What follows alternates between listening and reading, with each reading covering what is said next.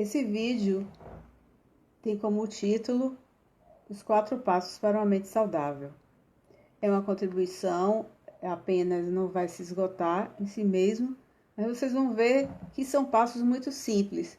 E apesar de muito simples, eles são muito profundos, eles vão abranger não determinadas áreas de nossa vida, mas elementos que são importantes não só para a nossa constituição, para o nosso desenvolvimento enquanto ser humano, assim no sentido biológico, mas também no sentido psicológico, obviamente, emocional.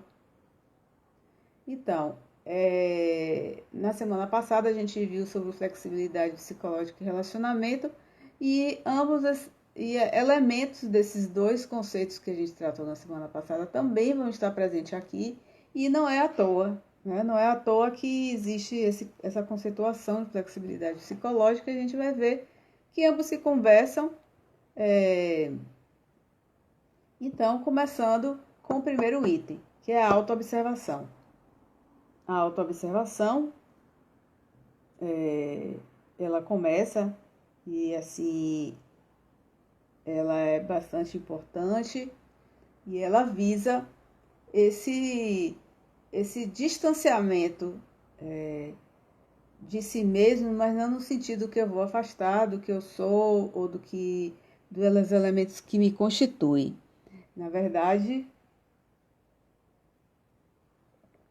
a gente trabalha isso dentro do Mindfulness, principalmente dentro do Mindfulness funcional, como sendo o eu observador, né? Então, isso é uma perspectiva que a gente pode colocar de se observar de maneira mais genérica, mas no Mindfulness funcional a gente tem as meditações, a gente trabalha com isso nessa perspectiva dessa atenção plena flexível, tá?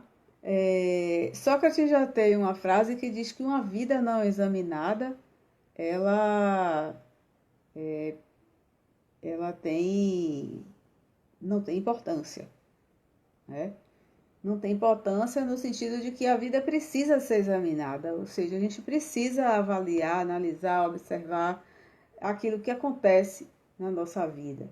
E o que a gente vai observar? A gente vai observar os nossos pensamentos, nossas sensações, nossos sentimentos, né? Nós vamos reconhecer os sentimentos e sensações, na verdade. A gente vai também, dentro do Mindfulness funcional, a gente fala que não é apenas somente reconhecer, não é somente identificar que eu tive determinado pensamento, e nem é também para a gente avaliar ou julgar os pensamentos, né? E as pesquisas já vão dizer que ao eu tentar modificar ou ao tentar julgar esses fenômenos que ocorrem com a gente não logra êxito, a gente não alcança êxito e muitas vezes, na maior parte das vezes, as coisas só pioram. Então, quais são os benefícios de se auto-observar? Por que eu devo, então, engajar no comportamento de auto-observação? Porque vai facilitar a nossa decisão, né? A decisão de um agir mais, não só mais equilibrado, mas assim, mais focado naquilo que importa, né? Hoje, ao atender uma pessoa nova, eu estava explicando qual a diferença que acontece quando a gente se engaja no processo de autoconhecimento. Acontece que as nossas decisões, elas ficam mais focadas ou elas são mais pautadas naquilo que importa para nossas vidas. O contrário, a falta de autoconhecimento, a falta de desenvolvimento pessoal, muitas vezes leva a decisões por conta de desespero, por conta de raiva, ou seja, são decisões muito permeadas por elementos emocionais que muitas vezes não ajudam, né? Não ajudam na vida que a gente deseja levar.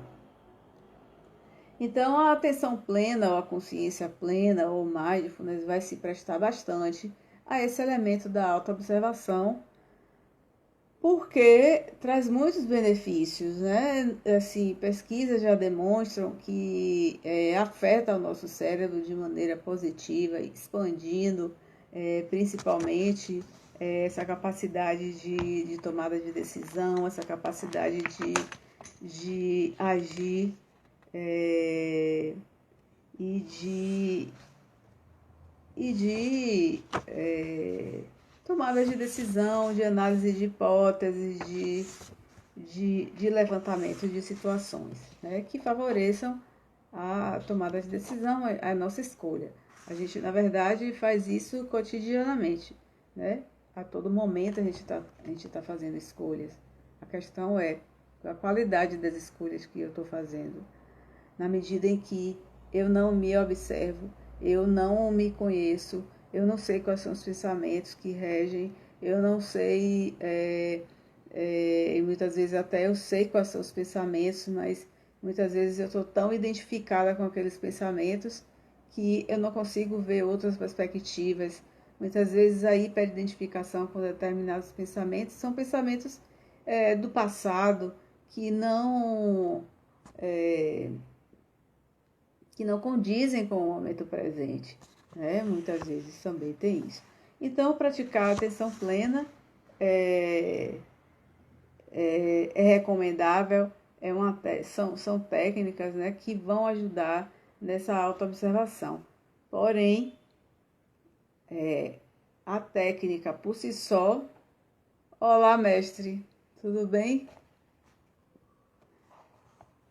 A técnica da atenção plena por si só não diz... muitas vezes ela pode vir descontextualizada e por isso é importante que a gente se engaje em um processo no qual a atenção plena venha atrelada aos nossos valores, tá? Eu estou começando, já está no iniciozinho, tem 7 minutos apenas, e eu estava começando a falar sobre a importância da autoobservação para a saúde mental. Na verdade, eu estou apresentando os 4 passos ou 4 elementos da saúde mental, que é a autoobservação, a relação com os outros, o nível de estresse, né? E um item que estou chamando de história pessoal ou de narrativa pessoal. E aí esse primeiro tópico, que eu estou começando a concluir, é sobre a autoobservação, né? Comecei falando de uma frase de Sócrates que diz que a vida precisa ser examinada para que ela valha a pena ser vivida, né? O contrário seria a gente viver na inconsciência. E o que a gente vai observar? Os nossos pensamentos, as nossas emoções, as nossas sensações, né? Os benefícios, tomada de decisão, ser mais receptivo e menos crítico com a gente mesmo, e é um processo que nunca se encerra, né? Porque a todo momento a gente precisa se observar, a todo momento a gente passa por mudanças, né? Ao longo da vida a gente vai se estruturando também e cada etapa da vida muitas vezes traz alguns desafios, então a cada momento a gente precisa estar se observando e se conhecendo. Qualquer coisa você vai colocando aí o que você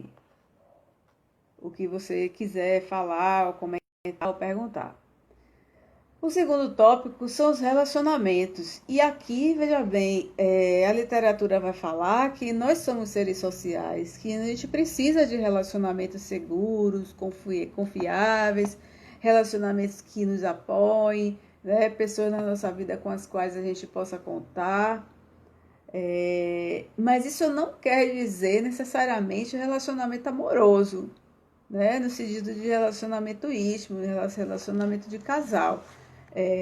Porque ao longo da história, além de tudo, a gente já viu que isso não é sinônimo de felicidade e a gente vê também, né, que uma relação enriquecedora, uma relação apoiadora, uma relação acolhedora, ela pode ser com qualquer tipo de pessoa que não apenas um parceiro íntimo. Pode ser com o psicoterapeuta, pode ser com o professor, pode ser com amigos, pode ser com vizinhos, pode ser com filhos, né? Então, não necessariamente não necessariamente a gente vai precisar de estar em uma relação com um parceiro íntimo para que as relações sejam acolhedoras, sejam enriquecedoras, sejam apoiadoras. E isso é uma falácia. Se a pessoa coloca toda a sua fonte de troca social em um parceiro íntimo, né? E aí, André, você está falando que é com certeza, mas a gente vê muitas pessoas que se julgam, que se avaliam na medida que elas estão num relacionamento íntimo, né? Há uns meses atrás, uma mulher me procurou com muito sofrimento,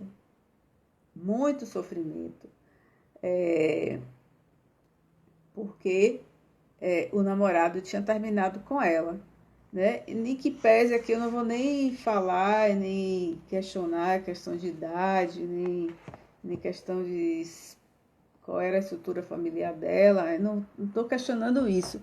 O que assim me chamou a atenção no caso dela é que ela estava, como aconteceu de fato, ela não persistiu no processo da psicoterapia, porque ela estava tão identificada com esse pensamento de que ela só ia ser feliz se ela estivesse com essa pessoa e que era um namorado, ela não tinha outra, o tipo, namorado inclusive morava em outra cidade, que não existia outra hipótese, né? Quando na verdade, ao preparar essa live, tá me dando conta de que assim, o primeiro relacionamento que precisa ser valoroso é com a gente mesmo.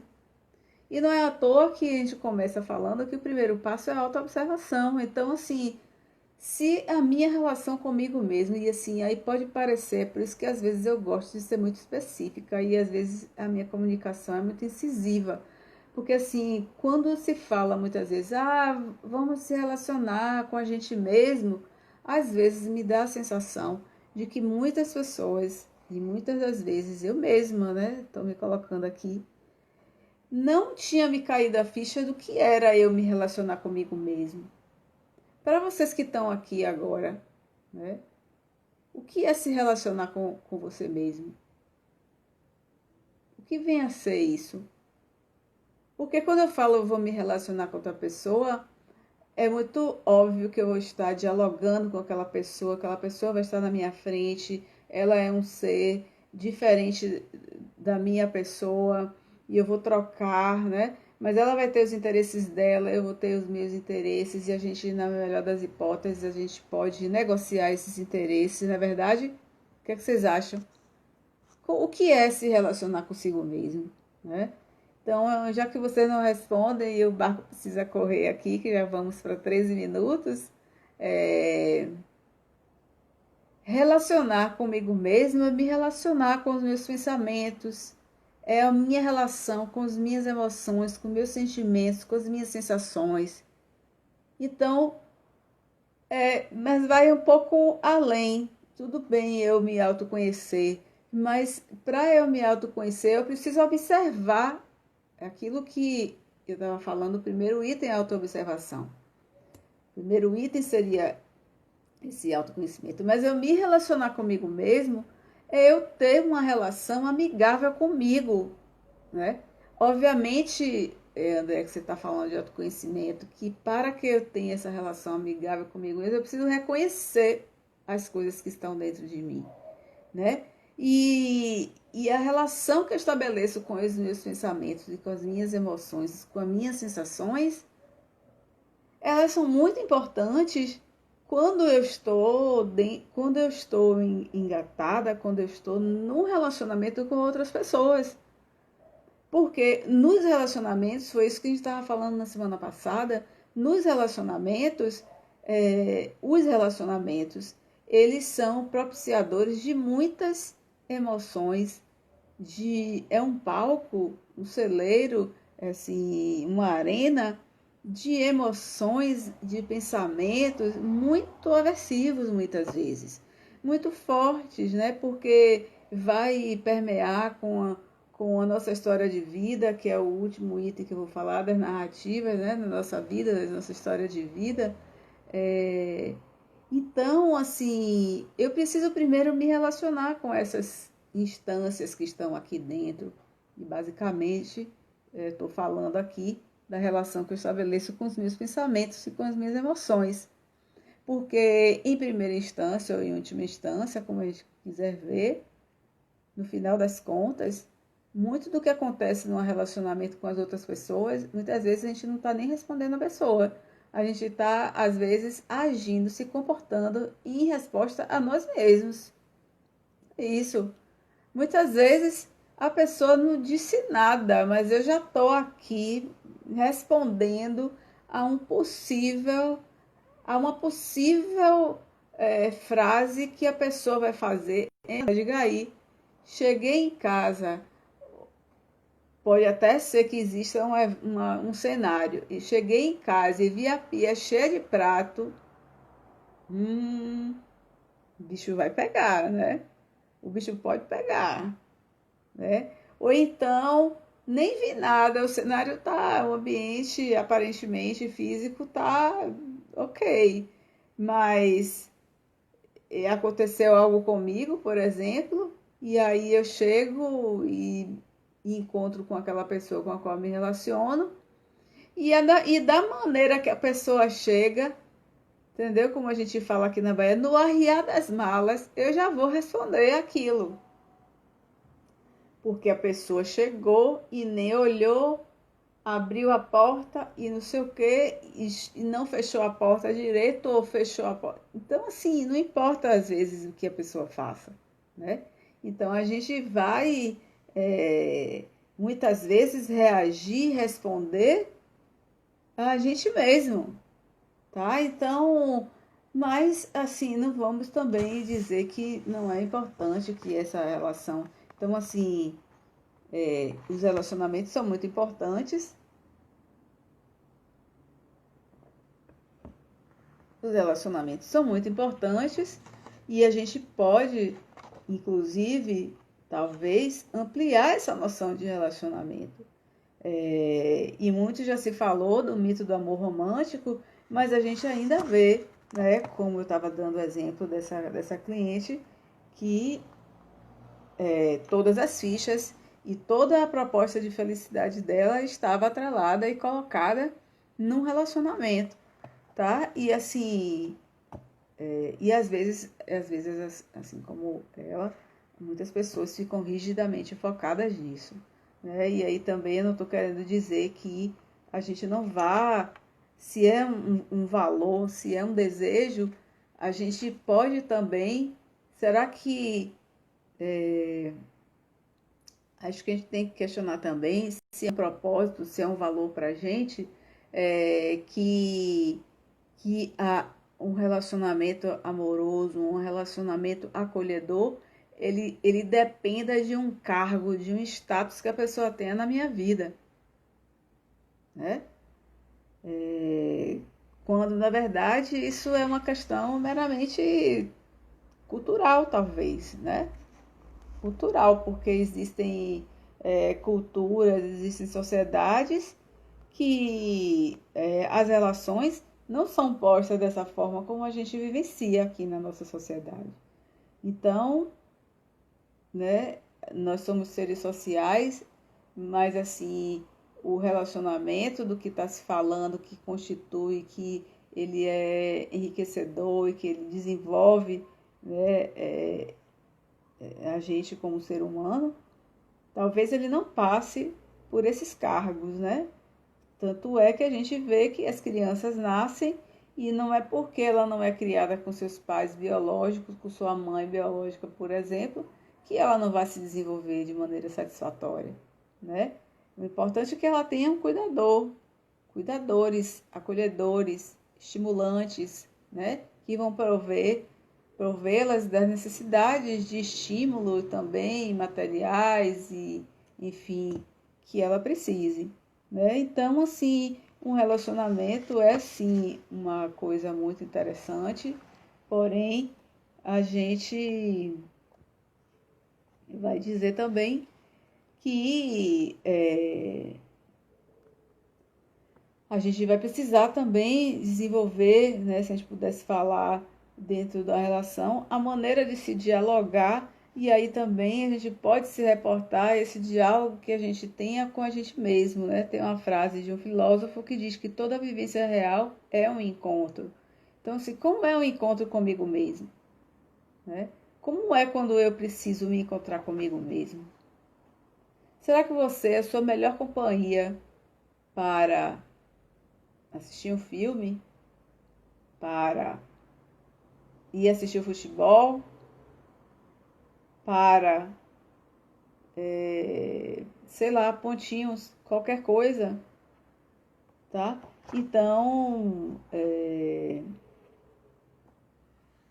a gente precisa refletir sobre, sobre essa forma de se relacionar, né?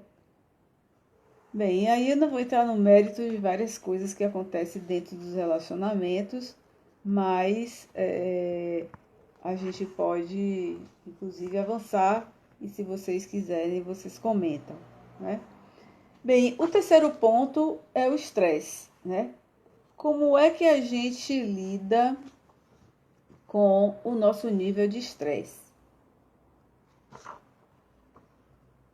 né? Como é que a gente lida com o nosso nível de estresse? Bem, vai se falar que existe o estresse bom e o estresse ruim, né? O estresse bom seria aquele que estimula, aquele que talvez a gente possa falar que é aquele que nos tira da zona de conforto. É aqueles que nos estimula para uma zona de aprendizado, uma zona de crescimento, vamos aprender coisas novas, aconteceram mudanças, então eu preciso desenvolver novas habilidades, o cenário alterou, já não é mais como era antes, então o que é que eu posso fazer de novo, né? É, isso em um cenário, a gente pode dizer assim, na qual a gente não tem controle sobre as mudanças, né? Mas em um cenário que a gente possa ter um controle numa situação, o que é que eu posso fazer para me estimular? O que é que eu posso fazer para que eu saia dessa zona de conforto de maneira consciente e voluntária, né? Então, assim, a gente precisa também, assim, falar sobre o estresse ruim.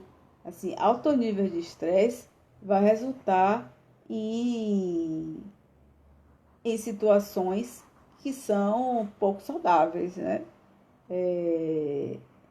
E, inclusive, o nosso corpo não aguenta esse nível de estresse, né, muito alto, porque toda a nossa química corporal, né, se afeta, se altera. Então, o cérebro é como se fosse um outro músculo, né? Então, a gente pode se falar disso, não vou entrar também nessa seara aqui, disso o cérebro, de falar um pouco mais, mas a gente pode falar que nesse processo de autoconhecimento a gente busca uma posição na qual a gente possa conviver com tudo que rola aqui dentro, nossos pensamentos, nossas emoções. Então, assim, a gente vai precisar manejar essa questão da zona de conforto, né, da zona de crescimento, para que a gente possa ter um ambiente rico, estimulante, mas não estimulante ao ponto de que eu não consigo dar conta, né? E aí, né, a psicoterapia pode ser bastante útil, né? A atividade física é fantástico para isso também, né? É muito bom. O André que está aqui, que é educador físico, pode falar mais, né? Isso, de que a gente, a gente realmente consegue manejar ou lidar com os níveis de estresse muito bem com a ajuda de atividade física, né? Claro que se a gente está falando num contexto mais maior, um contexto, né, Isso sozinho às vezes não basta, mas é um elemento importante, muito importante para o manejo de estresse. E por último, a narrativa pessoal, as histórias pessoais, né? São histórias que a gente sabe, a gente tem histórias, por exemplo, a gente tem histórias da nossa vida que a gente sabe e histórias que a gente não sabe, né? Para algumas abordagens, eu não vou entrar nesse mérito aqui, o eu se forma antes da gente começar a falar. Então, teriam histórias sobre a gente mesmo que a gente não sabe. Mas eu me questiono, será que eu preciso saber todas as histórias que aconteceram sobre mim mesmo antes de eu saber? Porque estariam no meu pré-consciente ou no meu subconsciente? Enfim, será que eu preciso saber de todas elas?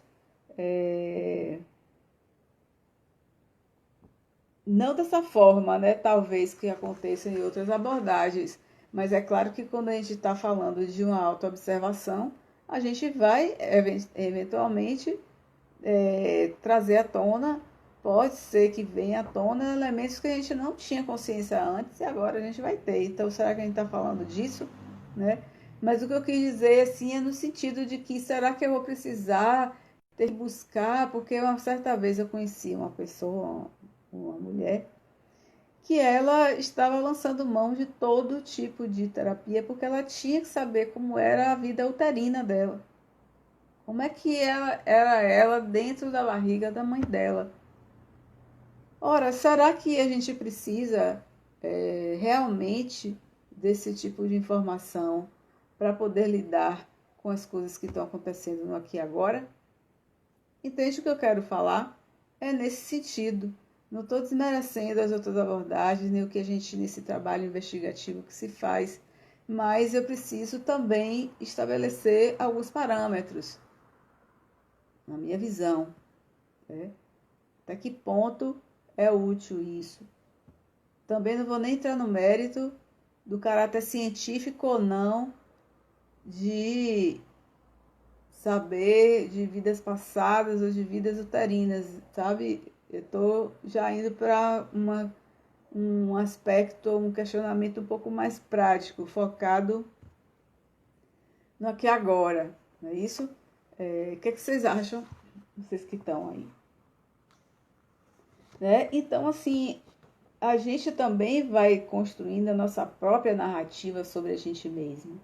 Então, assim, que tipo de narrativa que eu conto para mim mesmo e que eu acredito, né? Então, assim, muitas narrativas que a gente constrói sobre a gente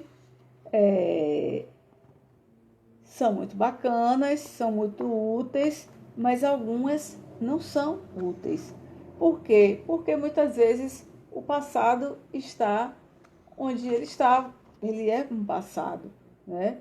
Então, muitas vezes tem narrativas que a gente conta que dizem respeito a eventos que aconteceram no passado.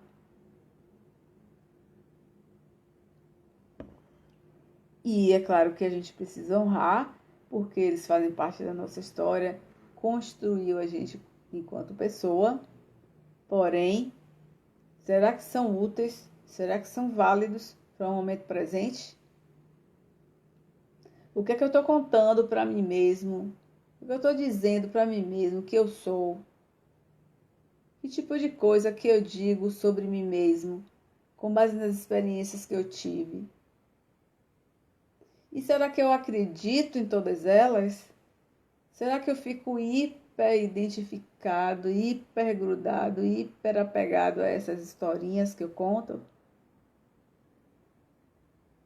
Né? Então, aí a gente precisa ficar um pouco alerta sobre isso.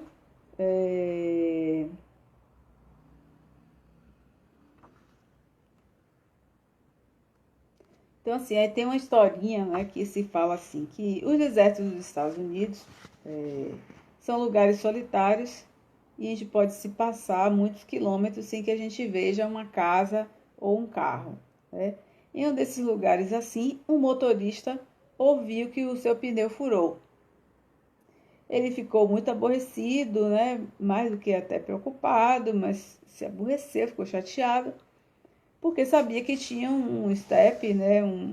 E um macaco no porta-malas. Então ele se lembrou que tinha tirado o macaco do carro na semana anterior. E obviamente o macaco não estava no carro. Ele não tinha um macaco. Mas, como tudo na vida, as coisas podiam ser piores, porque ele já tinha passado por uma oficina, né, a uns 5 quilômetros. Quando começou a caminhar, ele falou consigo mesmo: não há nenhuma outra oficina por aqui, então eu estou à mercê de um mecânico. Ele pode realmente cobrar muito caro para me emprestar um macaco. Ele pode cobrar o que ele quiser, ele pode cobrar qualquer quantia, não há nada que eu possa fazer a respeito. Mas ele pode me cobrar até, sei lá, R$ 300. As pessoas são terríveis em tirar vantagens umas das outras, uns que drogam. As pessoas são mesmo umas pessoas que não se pode confiar. E ele continuou contando essa história para si mesmo, né? E aí, quando ele chegou à oficina, o funcionário saiu e perguntou: eu posso lhe ajudar? E o viajante aí disse: olha, você fica com a droga do seu macaco e você aí fica, e eu não quero mais nada, não. Né? Então, assim, quantas vezes a gente já não faz isso, né? Nossa, exatamente, criar uma nova narrativa. Criar novas narrativas, ou então aceitar que aquela narrativa, ou que aquele episódio, ou o que quer que seja a minha história, ele já passou. E aí agora, o que eu tenho pela frente, ou o que eu tenho a partir do momento presente, na verdade, a partir do momento presente, é um caminho conectado com os meus valores. Que às vezes quando a gente fala em valores, eu não gosto muito dessa palavra propósito, mas de valores, porque se confunde com outras coisas, que não é o que eu estou querendo dizer, a gente pensa que a gente vai viver no futuro esses valores, mas a gente vai viver uma vida baseada nos valores no presente, porque os valores são escolhas que a gente faz para a nossa vida, que eles não têm fim. Essas escolhas não têm fim, porque elas são escolhas de qualidade do viver. Então eu escolho viver uma vida de maneira leve, viver uma vida como um ser amoroso, leve, gentil. E eu não preciso chegar lá daqui a 20 anos para eu ser uma pessoa amorosa, leve, gentil. Então, isso é uma coisa contínua e que começa agora, né? Então, a narrativa pode ser construída dessa forma e a gente precisa estar atento ao que é que a gente está gerando de narrativa, né? A nossa mente. É isso? Ok?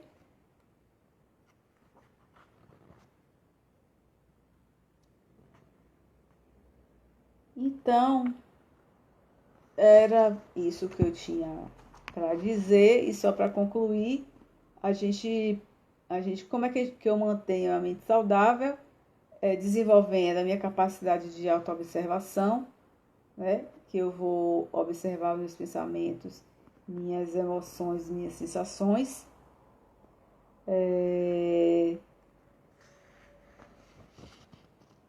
Ter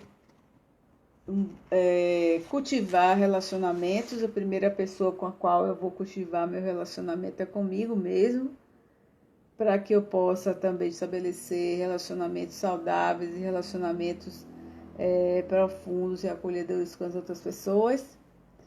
Cuidar desse nível de estresse, né? Eu preciso cuidar dessa minha resposta ao ambiente, cuidar também, porque também assim, muito do que talvez, né? A gente possa cuidar também das nossas narrativas, daqueles discursos que a gente conta sobre a gente mesmo E tudo isso é o que eu ia falando, que eu interrompi minha própria fala, precisa estar conectado com os nossos valores. Você que é top, fez sentido para você?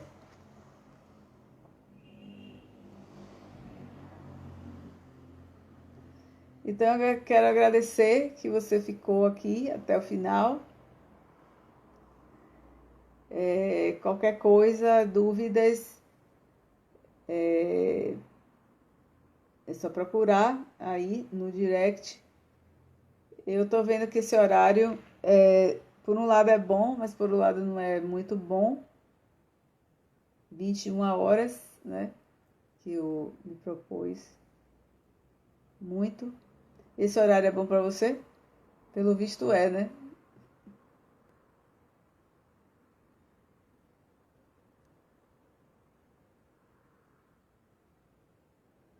Então tá bom, querido. Foi um prazer estar aqui com você, com vocês, quem estiver aí que não está aparecendo. Bom final de semana e até a próxima semana. Tchau, tchau.